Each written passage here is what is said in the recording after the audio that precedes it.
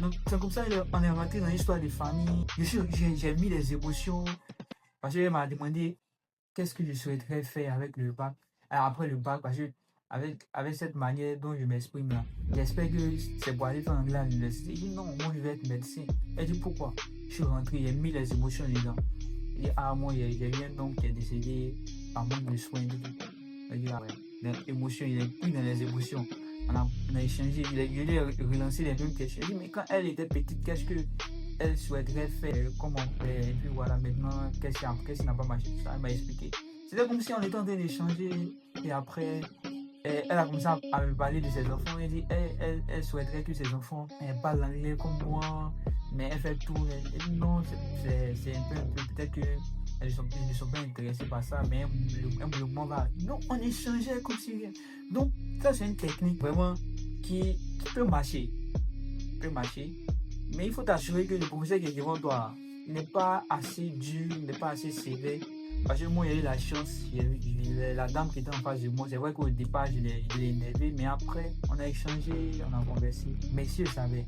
Les gars qui étaient derrière moi, nous commençaient stressés, d'autres nous sont fâchés. Quand je suis sorti, après, ils m'ont dit, mais toi, tu nous as mis la pression. De toute façon, t'as vu que nous, on se débrouille. T'as fait que la dame a mis la pression sur nous. Elle a dit, ah, désolé.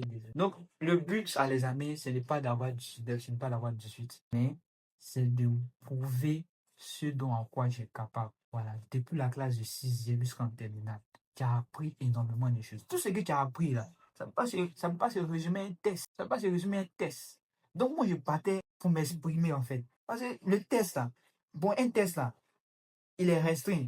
Elle va te poser des questions sur le test. Bon, si tu n'es pas cultivé ou même tu n'as pas une certaine culture, tu es bloqué. Tu vois?